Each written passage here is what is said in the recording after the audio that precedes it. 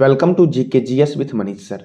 आज 10 दिसंबर 2022 है और आज के जितने भी महत्वपूर्ण करंट अफेयर होंगे वो हम इस वीडियो में डिस्कस करेंगे। इस वीडियो का पीडीएफ टेलीग्राम पे मिलेगा और टेलीग्राम का लिंक वीडियो के डिस्क्रिप्शन बॉक्स में मिलेगा। तो आइए शुरू करते हैं।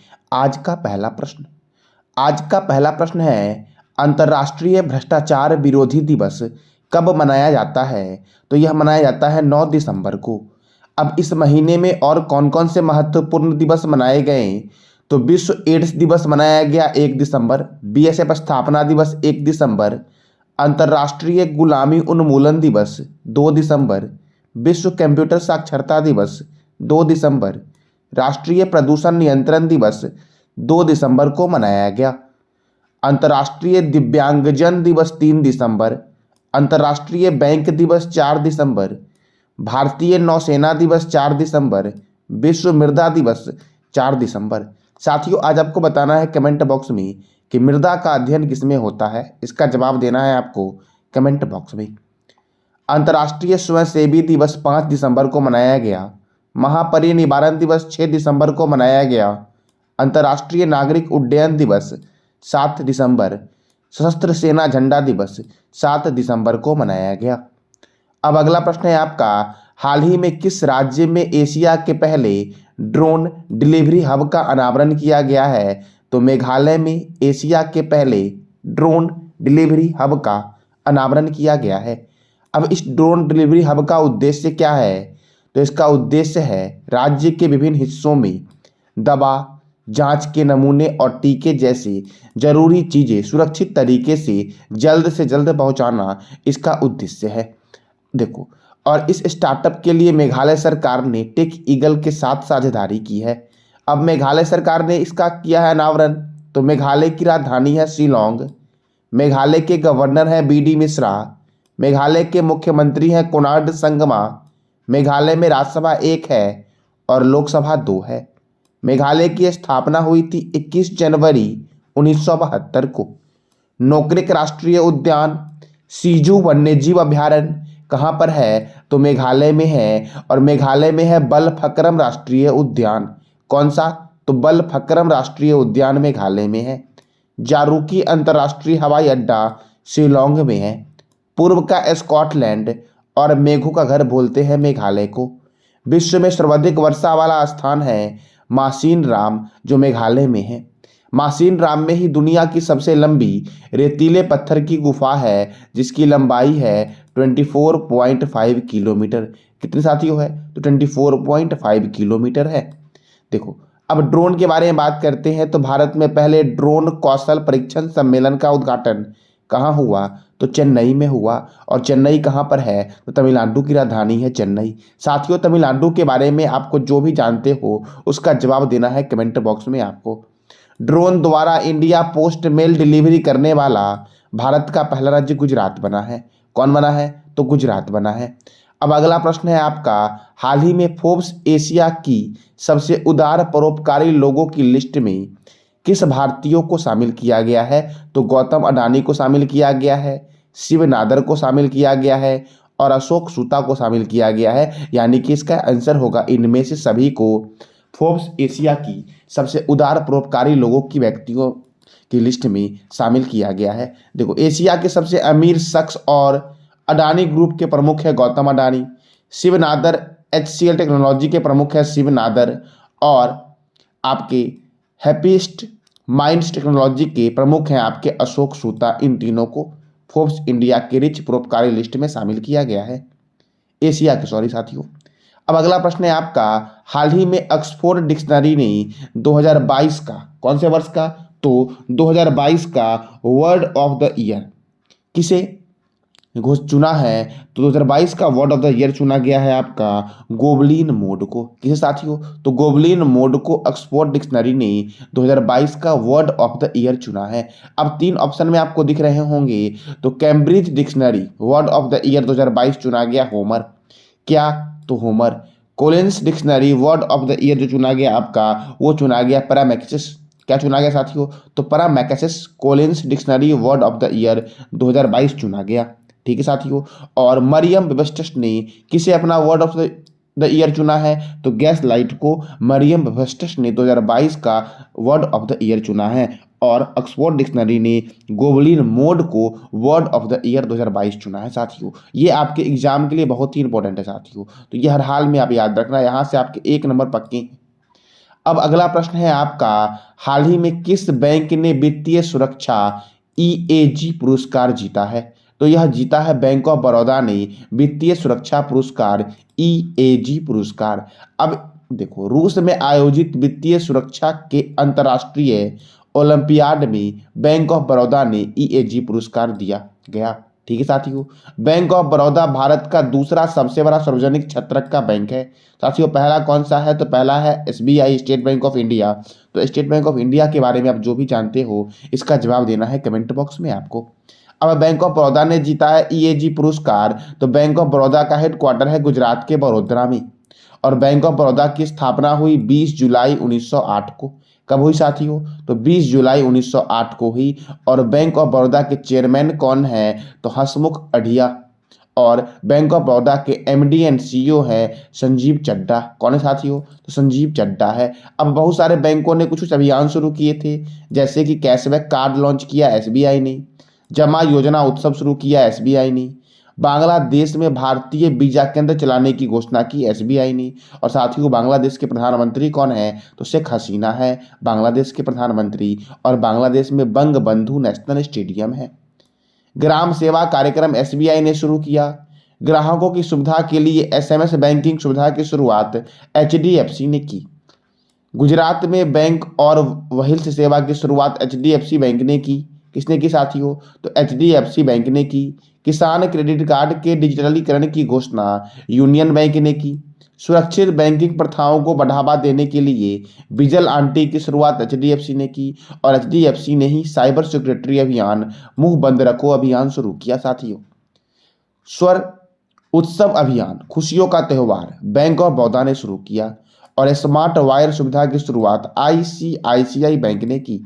साथियों, आईसीआईसीआई बैंक की स्थापना कब हुई? तो इसका जवाब देना है कमेंट बॉक्स में आपको। धन वर्षा योजना की शुरुआत एलआईसी ने की। किस बैंक ने bank of the year award 2022 जीता? तो कैनरा बैंक ने bank of the year award 2022 जीता। और ईएजी पुरस्कार साथियों किसने जीता? तो ईएजी पुरस्कार जो जीता आपका साथियों, उसने वो जीता बैंक ऑफ बड़ौदा ने, जिसकी स्थापना 1908 को हुई। अगला प्रश्न है आपका, हाल ही में नाबार्ड के नए अध्यक्ष कौन बने हैं? तो नाबार्ड के नए अध्यक्ष बने हैं साजी केबी। कौन बने हैं साथियों? तो साजी केबी बने हैं। ऑप्शन में साथियों दिख रहे होंगे आपको 3 नाम, वी सुरेश कुमार, संजीव लक्ष्मण करिंदकर और विजेंद्र शर्मा। तो देखो साथियों, भारतीय नाभिकीय विद्युत निगम लिमिटेड के अध्यक्ष एवं प्रबंधक निर्देशक बने हैं वी सुरेश कुमार। राष्ट्रीय सांख्यिकी आयोग के अध्यक्ष बने हैं राजीव लक्ष्मण करंदीकर। कौन बने साथियों? तो राजीव लक्ष्मण करंदीकर बने हैं राष्ट्रीय सांख्यिकी आयोग, जिसका मुख्यालय नई दिल्ली में है, उसके अध्यक्ष। इंस्टीट्यूट ऑफ कस्ट अकाउंटेंट्स ऑफ इंडिया के अध्यक्ष बने हैं विजेंद्र शर्मा। और साथियों, नाबार्ड के कौन बने? तो साजी के भी बने हैं। तो NABARD national bank for agriculture and rural development, इसका मुख्यालय है मुंबई में। मुंबई में ही आपका एसबीआई का मुख्यालय है। मुंबई में ही आपका रिजर्व बैंक ऑफ इंडिया का मुख्यालय है। मुंबई में ही आपका बीसीसीआई का हेडक्वार्टर है मुंबई में। ठीक है साथियों, देखो अब नाबार्ड की स्थापना कब हुई? साथियों, कई बार एग्जाम में आ चुका है नाबार्ड की स्थापना कब हुई। तो 12 जुलाई 1982 को नाबार्ड की स्थापना हुई। और नाबार्ड के नए चेयरमैन कौन बने हैं? तो साजी केवी जो बने हैं आपके, ये नाबार्ड के नए चेयरमैन बने हैं। इससे पहले थे गोविंद राजुल्लू चिंटाला, नाबार्ड के नए चेयरमैन थे इससे पहले। और अब कौन बने हैं? तो साजी केवी बने हैं। अब अगला प्रश्न है आपका, भारत के 77 में ग्रैंड मास्टर, 77 में ग्रैंड मास्टर कौन बने हैं? तो ये बने हैं आदित्य मित्तल। साथियों, कमेंट बॉक्स में बताना है आपको कि आदित्य मित्तल किस राज्य के हैं। अब 73वें ग्रैंड मास्टर कौन बने? तो भरत सुब्रमण्यम बने, ये चेन्नई के थे। 74वें ग्रैंड मास्टर कौन बने? तो राहुल श्रीवास्तव बने, और ये तेलंगाना में के हैं। और तेलंगाना में ही साथियों आपका स्टैचू ऑफ पीस है। स्टैचू ऑफ पीस किस व्यक्ति का प्रतिमा है? इसका जवाब देना है कमेंट बॉक्स में आपको। 75वें ग्रैंड मास्टर कौन बने? तो वी प्रवीण बने, वी प्रवीण, और ये चेन्नई के हैं। 76वें शतरंज ग्रैंड मास्टर कौन बने? तो प्रणव आनंद बने, जो बेंगलुरु के हैं। और विश्वनाथन आनंद भारत के पहले ग्रैंड मास्टर थे और ये 1988 में बने थे। अब अगला प्रश्न है आपका, table tennis of India federation की पहली महिला अध्यक्ष कौन बनी है? तो table tennis of India federation की पहली महिला अध्यक्ष बनी है मेघना अहलावत। कौन बनी साथियों? तो मेघना Ahlawat table tennis of India federation की पहली महिला अध्यक्ष बनी है।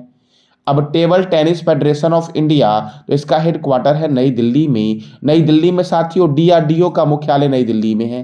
Punjab national bank, PNB, Punjab national bank का मुख्यालय भी नई दिल्ली में है। बीएसएफ का मुख्यालय भी नई दिल्ली में है। आईटीबीपी का मुख्यालय भी नई दिल्ली में आपका है साथियों। एनसीसी का हेडक्वार्टर भी नई दिल्ली में है। और NHAI, national highway authority of India, NITI Aayog, नीति, national institution for transforming India का हेडक्वार्टर भी नई दिल्ली में है। और table tennis federation of India की स्थापना कब हुई? तो 1926 में हुई। साथियों ऑल इंडिया फुटबॉल फेडरेशन, मैंने कई बार बताया आपको, तो ऑल इंडिया फुटबॉल फेडरेशन के चेयरमैन कौन है और इसकी स्थापना कब हुई? तो इसका जवाब देना है कमेंट बॉक्स में आपको। अब अगला प्रश्न है आपका, बाजरा 2023 के अंतर्राष्ट्रीय वर्ष का उद्घाटन समारोह का आयोजन कहाँ हुआ? तो यह हुआ रोम में। साथियों रोम किस रिवर के किनारे है? तो इसका जवाब देना है कमेंट बॉक्स में। अब साथियों संयुक्त राष्ट्र के खाद्य एवं कृषि संगठन ने इसका आयोजन इटली की राजधानी रोम में किया। ठीक है साथियों, संयुक्त राष्ट्र का हेडक्वार्टर साथियों कहाँ है? तो न्यूयॉर्क में है संयुक्त राष्ट्र का हेडक्वार्टर। ठीक है साथियों, उद्घाटन समारोह में कृषि और किसान कल्याण राज्य मंत्री शोभा करंदलाजे भारतीय प्रतिनिधि मंडल के रूप में उपस्थित थे। ठीक है साथियों, अब देखो फूड एंड एग्रीकल्चर ऑर्गेनाइजेशन, इसका मुख्यालय कहाँ पर है? तो रोम इटली में है। और इसकी स्थापना कब हुई? तो इसकी स्थापना हुई 16 अक्टूबर 1945 को। और इसके डीजी हैं क्यू डोंग्यू। कौन है साथियों? तो Qu Dongyu Food and Agriculture Organization के डीजी मतलब डायरेक्टर जनरल है। अब अगला प्रश्न है आपका, हाल ही में 9वीं विश्व आयुर्वेद कांग्रेस और आरोग्य एक्सपो 2022 का आयोजन कहाँ हुआ? तो इसका आयोजन हुआ गोवा में। कहाँ साथियों? गोवा में हुआ। और गोवा भारत का सबसे छोटा राज्य है क्षेत्रफल की दृष्टिकोण से। तो साथियों कमेंट बॉक्स में आपको बताना है कि भारत का सबसे छोटा राज्य जनसंख्या की दृष्टिकोण से कौन सा है और बड़ा कौन सा है? तो इसका जवाब देना है कमेंट बॉक्स में। अब गोवा में हुआ तो गोवा की राजधानी है पणजी। गोवा के गवर्नर है पीएस श्रीधरन पिल्लई। साथियों गवर्नर, तो गवर्नर की नियुक्ति कौन करता है? तो राज्यपाल करता है। गवर्नर की नियुक्ति कौन करता है? तो राज्यपाल की नियुक्ति करता है मुख्य राष्ट्रपति। कौन करता है साथियों? तो राष्ट्रपति जी करते हैं। राज्यों के राज्यपाल का वर्णन जो किया गया है आपका, वो अनुच्छेद 153 में किया गया है। और राज्य की कार्यपालिका शक्ति का वर्णन जो है आपका, वो अनुच्छेद 154 में है। और राज्यपाल की नियुक्ति कौन करता है? तो राष्ट्रपति करता है। इसका वर्णन है 155 में।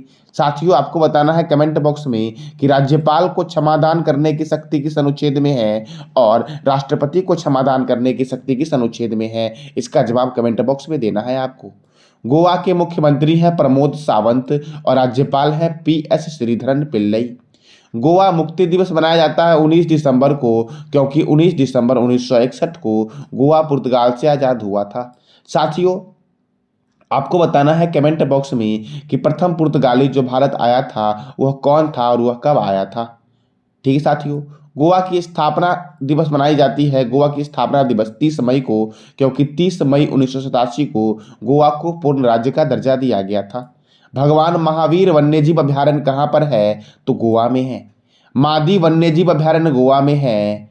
नेत्रावली वन्यजीव अभ्यारण्य गोवा में है। राष्ट्रीय समुद्री विज्ञान संस्थान गोवा की राजधानी पणजी में है। कहाँ पे साथियों? तो राष्ट्रीय समुद्री विज्ञान संस्थान गोवा की राजधानी पणजी में है। और गोवा में ही आपका है कौन सा झील? तो दूध सागर झील गोवा में है, जो मांडोवी नदी पर बना है। नंदा झील भी गोवा में है और नंदा झील को रामसर स्थल की सूची में शामिल किया गया है। साथियों मैंने आपको कई बार बताया रामसर स्थल के बारे में। रामसर जो आपका है ये कहाँ पर है? तो ईरान का एक जगह था रामसर। वहीं पे एक सम्मेलन हुआ था, उसी दिन से रामसर स्थल की शुरुआत होती है। और आपको बताना है कमेंट बॉक्स में कि रामसर स्थल की शुरुआत कब हुई। भारत का पहला रामसर जो है आपका, वो चिल्का झील है। आर्द्र भूमि को बचाने का कार्यक्रम, एक अभियान है यह रामसर। तो भारत का पहला रामसर स्थान कौन सा है? तो ओडिशा का चिल्का झील, खारे पानी की सबसे बड़ी झील है, वही है। भारत का पहला अल्कोहल म्यूजियम गोवा में खुला। और 37वां राष्ट्रीय खेल 2023 का आयोजन कहाँ होगा?